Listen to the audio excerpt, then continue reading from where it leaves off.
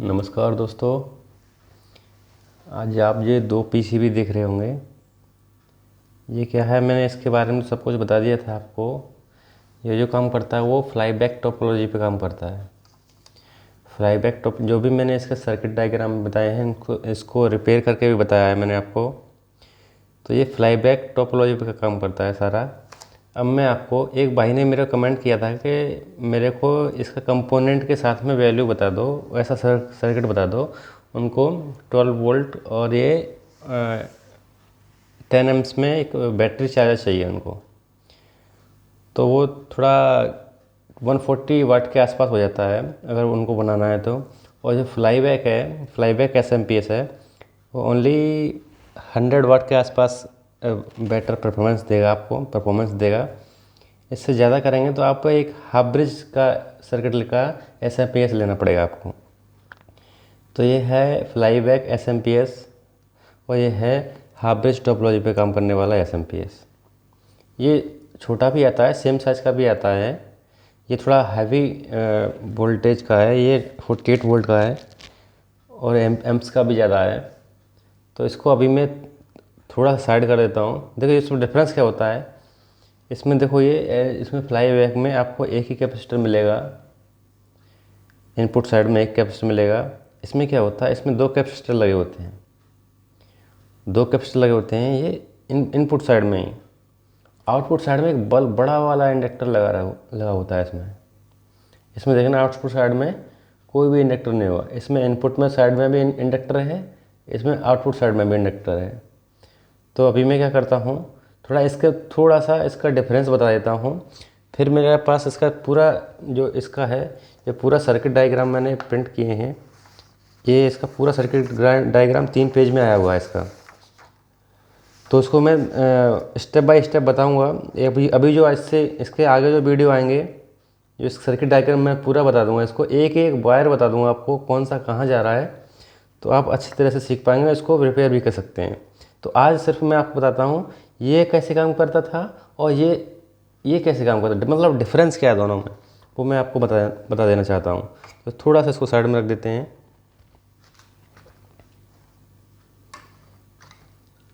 देखिए, जो flyback topology पे काम करता था ये वाला, तो उसका हम सर्किट कैसे बनाते थे। अभी मैं सिर्फ शुरू कर रहा हूँ ब्रिज रेक्टिफायर से। ये मान लीजिए एक है ब्रिज रेक्टिफायर, ठीक है दोस्तों। ये इसका पॉजिटिव है, ये इसका नेगेटिव है। तो तो इसमें हम क्या करते थे, सीधा इसको ले जाके इसका पॉजिटिव और इसका ट्रांसफार्मर की प्राइमरी वाइंडिंग में दे देते थे। और नेगेटिव लाइन को क्या करते थे, नेगेटिव लाइन को हम एक मॉसफेट को थ्रू जोड़ देते थे। यहाँ पे लगा दिया मैंने मॉसफेट, ठीक है, 3 लेग वाला। और इसका ये कर दिया मैंने, प्राइमरी वाइंडिंग में जोड़ दिया। और क्या करते थे, यहाँ पे होता था एक बल्क कैपेसिटर, जो मैंने आपको दिखाया, बल्क कैपेसिटर। ये मैंने शुरू किया यहाँ से, ठीक है, ब्रिज रेक्टिफायर से। ये हो गया बल्क कैपेसिटर। उसके बाद ये क्या करता था, ये स्विच ही तो है, ये जो मॉसफेट है या ट्रांजिस्टर भी हो सकता है, एक स्विच है। इसको ड्राइव करता था एक आईसी।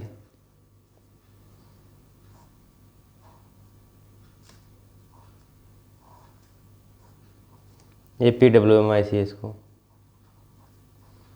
इस मॉसफेट को ये आईसी स्विचिंग कराता था और यहाँ पे लगा होता था। पूरा नहीं बनाऊंगा मैं, जस्ट आपको डिफरेंस समझाने के लिए थोड़ा सा बता रहा हूँ मैं। यहाँ पे हम क्या करते थे, डायोड लगा के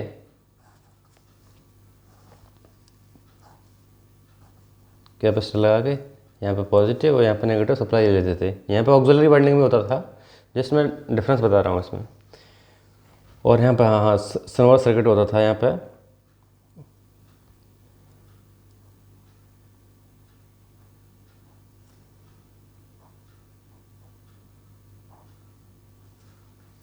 अभी देखिए दोस्तों, यहाँ पे ऑक्सिलरी वाइंडिंग है आपका, ठीक है। अभी क्या किया है, इसमें क्या होता था, ये पीडीएल में आई थी इस मॉसफेट के थ्रू, इसमें स्विचिंग कराती थी, तो इसका यहाँ मैंने कैपेसिटर नहीं लगाया, यहाँ एक बड़ा वाला जो कैपेसिटर अभी मैं बताया था वो लगा था। इसमें क्या होता था कि ये पीडब्ल्यूएम आईसी है, वो इसको स्विचिंग कराती थी, इसको मॉसफेट को स्विचिंग कराएगी, तब इसमें मैग्नेटिक फील्ड इंड्यूस होगा, तो उसके बाद वोल्टेज मिलते थे। अभी इसमें क्या होता है, इसमें एक ही मॉसफेट लगा हुआ है, इसमें जो हाफ ब्रिज जो एसएमपीएस है, ये सर्किट है, इसमें दो तो एक कैपेसिटर लगे हुए हैं। देखो अभी मैं बताता हूँ इसमें कैसे लगे हुए हैं। ये हो गया फ्लाई बैक वाला जो हमने नॉर्मल बता दिया है मैंने आपको। अभी मैं बता रहा हूँ इधर आपको ये वाला हाफ ब्रिज वाला, फिर हाफ ब्रिज वाले को भी मैं ब्रिज रेक्टिफायर से शुरू कर रहा हूँ।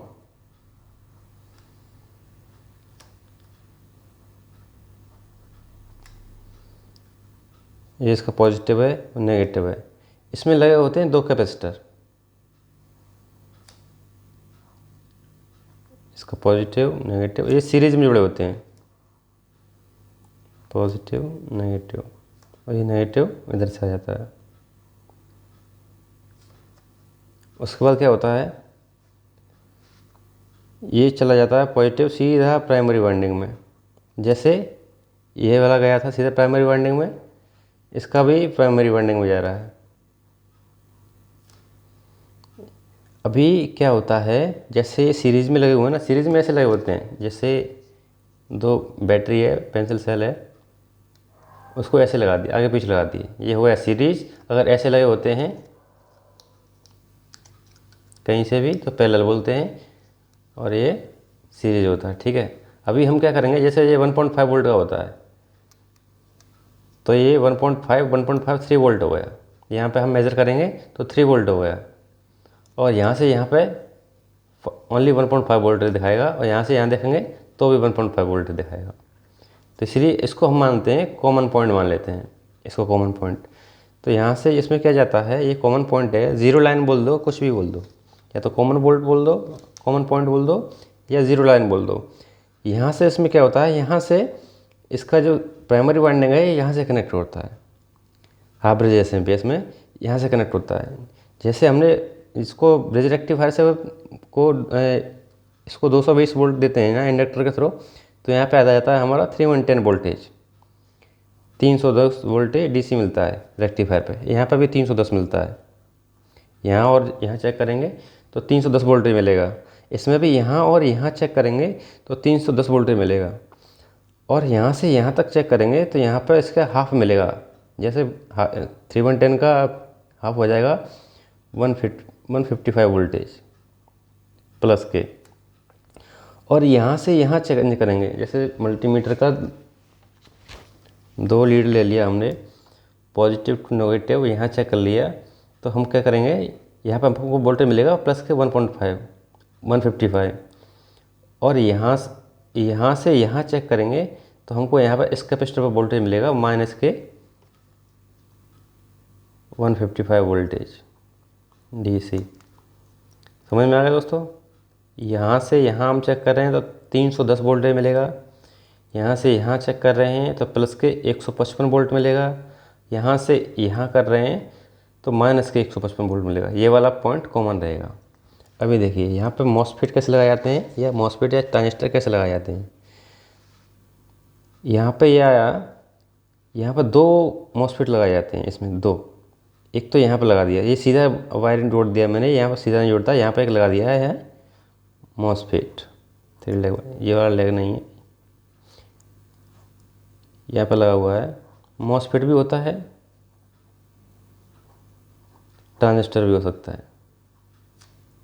अभी यहाँ पे भी एक लगा दिया होता है, दोनों साइड में लगा दिया होता है।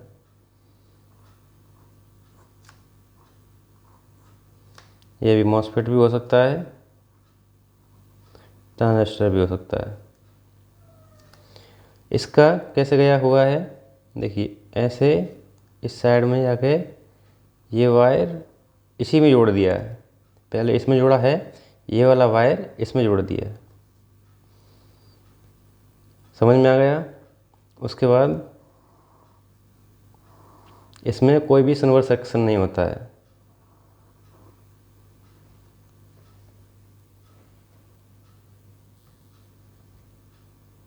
इसमें कोई भी सिल्वर सर्किट नहीं होता है। जैसे यहाँ पे से सिल्वर सर्किट लगाया हुआ है, इसमें कोई भी सिल्वर सर्किट नहीं होता है दोस्तों। अभी क्या करेंगे हम, यहाँ 2 मॉसफेट लगा दिए। आउटर साइड में क्या होता है, सेम जैसे यहाँ से 0 पॉइंट माना है ऐसे ही सेम यहाँ पे भी 0 पॉइंट मानते हैं। यहाँ पे भी एक हमने लगा दिया वाइंडिंग। इसमें क्या होता है, इस यहाँ पे 2 मॉसफेट लगे हुए हैं, यहाँ पे भी 2 डायोड लगा देते हैं।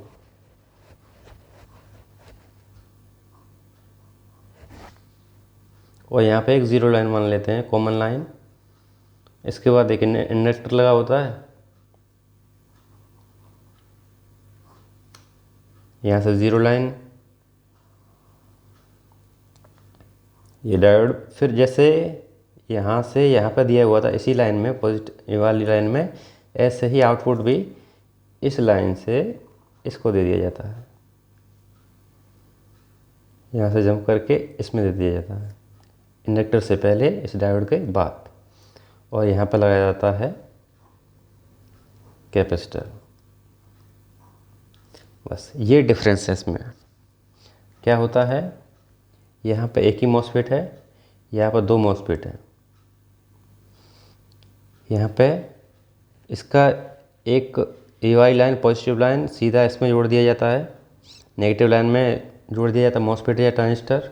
इसमें क्या होता है, ये वाली लाइन में भी मॉसफेट है, इस वाली भी लाइन में भी मॉसफेट है, ट्रांजिस्टर है, और इसको जो प्राइमरी वाइंडिंग है उसको जोड़ दिया जाता है इसके कॉमन पॉइंट से। 2 जो कैपेसिटर हैं उसके कॉमन पॉइंट से। इसके आउटपुट में भी ये 2 डायोड लगे हुए हैं। आउटपुट का जो कॉमन पॉइंट है वो कैपेसिटर से जुड़ा हुआ है। अब ये कैसे काम करता है, क्या नहीं करता है, मैंने बताने का मतलब मेरा यह था, क्योंकि अभी मैंने इसको फ्लाईबैक के एसएमपीएस के बारे में सब कुछ पूरा सर्किट डायग्राम बता दिया था आपको। अभी आपको ये मेरा जो ये कंप्यूटर का जो सीपीयू में रहता है ना, ये सप्लाई रहता है, कंप्यूटर का सीपीयू का सप्लाई है, उसको भी मॉडिफाई करेंगे, रिपेयर भी करेंगे, इसको वेरिएबल बनाएंगे। ये बहुत पावरफुल होता है। आप इससे 20-25 एम्पियर तक लोड ले सकते हैं, 30 एम्पियर तक ले सकते हैं, अलग अलग उसमें आते हैं। लेकिन हम लोग इसमें 8-10, 7-8 एम्पियर तक का लिए ये परफेक्ट रहता है। अगर आपको ज़्यादा लोड चाहिए तो आपको हाफ ब्रिज में जाना पड़ेगा, फ्लाईबैक से हाफ ब्रिज में अपग्रेड होना पड़ेगा। जैसे 4G से 5G में अपग्रेड हुए अभी, ऐसे ही इसमें भी अपग्रेड होना पड़ेगा दोस्तों। तो इसका पूरा सर्किट डायग्राम भी मेरे पास है, मैं आपको बताऊंगा। जो मैंने जो पीसीबी बताया है ये उसमें ये है, इसका पूरा सर्किट डायग्राम भी है। मैं इसको जब बताऊंगा एक स्टेप बाय स्टेप बताऊंगा। थोड़ा बड़ा है, थोड़ा कॉम्प्लिकेटेड है, लेकिन एक एक अगर आप समझोगे तो एक एक वायर में समझा दूंगा इसका। तो अगले 2-3 वीडियो में आपको पूरा सर्किट डायग्राम बता दूंगा। आज का बस मेन मेरा यही था कि थोड़ा सा आपको नॉलेज में आ जाए कि इसमें और इसमें डिफरेंस क्या है। ये स्विचिंग कैसे होती है, यहाँ पर कैसे आईसी स्विचिंग कराती थी एक मॉसफेट को, यहाँ 2 मॉसफेट लगाने का रीज़न क्या है। तो मैं आपको ये नेक्स्ट वीडियो में से शुरू कर रहा हूँ मैं इसका हब इसका। तो तब तक के लिए बहुत बहुत धन्यवाद। अगर वीडियो पसंद आया हो तो वीडियो को लाइक करें और मेरे चैनल को सब्सक्राइब करें। बहुत बहुत धन्यवाद।